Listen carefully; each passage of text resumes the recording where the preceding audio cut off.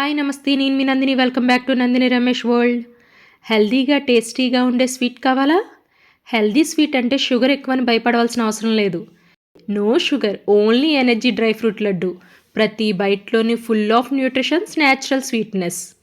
Dry fruits, seeds, డేట్స్తో చేసిన energy bomb ఇది. ఎలా ఈజీగా ప్రిపేర్ చేసుకోవాలో స్టెప్ బై స్టెప్ చెప్తాను. ఇంకా ఎవరైనా నా ఛానల్ సబ్స్క్రైబ్ చేసుకోకపోతే సబ్స్క్రైబ్ చేయండి, లైక్ చేయండి, షేర్ చేయండి. ఫస్ట్ స్టవ్ వెలిగించి ప్యాన్ పెట్టుకొని 2 స్పూన్స్ గీ వేసుకోవాలి. గీ బాగా మెల్ట్ అయిన తర్వాత 1 కప్పు బాదం తీసుకున్నాను. ఇది మినిమం 200 గ్రామ్స్ ఉంటుంది. బాదం మనకి రిచ్ టేస్ట్ అండ్ క్రంచీని ఇస్తుంది. బాదం మనకి గుడ్ కొలెస్ట్రాల్ పెంచి బ్యాడ్ కొలెస్ట్రాల్ అనేది తగ్గించడంలో హెల్ప్ చేస్తుంది. ఇందులో ఒమేగా 3 మెగ్నీషియం వల్ల మెమరీ ఇంప్రూవ్ అవుతుంది. అందుకే పిల్లలకి కంపల్సరీగా డైలీలో ఒకసారైనా మనకి బాదం అనేది ఫుడ్లో ఇంక్లూడ్ చేసుకోవాలంటారు.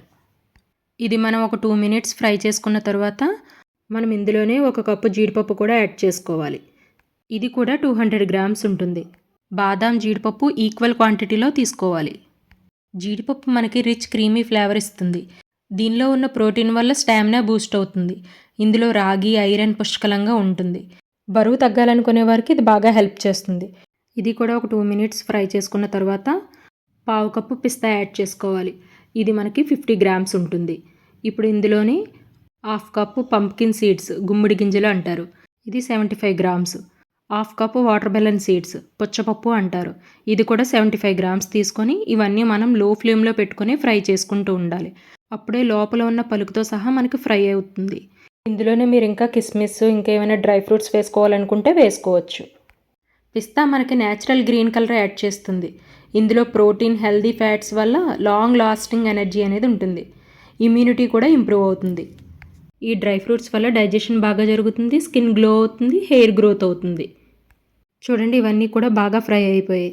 ఇవి మనకి ఎలా ఫ్రై అయ్యాయో ఎలా తెలుస్తుందంటే కలర్ కొంచెం చేంజ్ అవుతుంది, మంచి అరోమా అనేది వస్తూ ఉంటుంది, కొంచెం చిటపటమని సౌండ్ అనేది కూడా వస్తుంది. ఇప్పుడు ఇందులో 2 స్పూన్స్ గసగసాలు వేసుకోవాలి. గసగసాలు మనకి ఎక్కువగా ఫ్రై అవ్వాల్సిన అవసరం లేదు.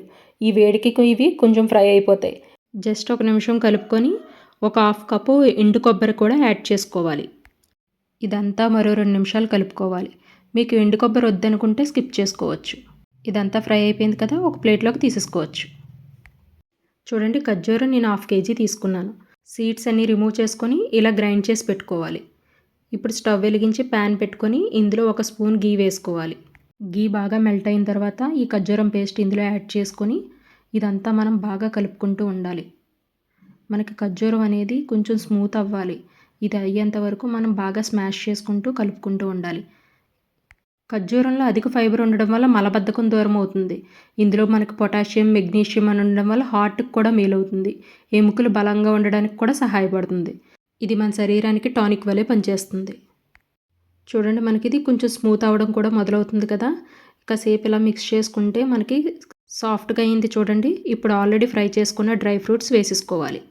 ఇదంతా మనం ఒకసారి బాగా మిక్స్ చేసుకొని స్టవ్ ఆఫ్ చేసేసుకొని కొంచెం ఇది మనం చల్లారిన తర్వాత ఇదంతా మనం బాగా స్మాష్ చేసుకుందాం.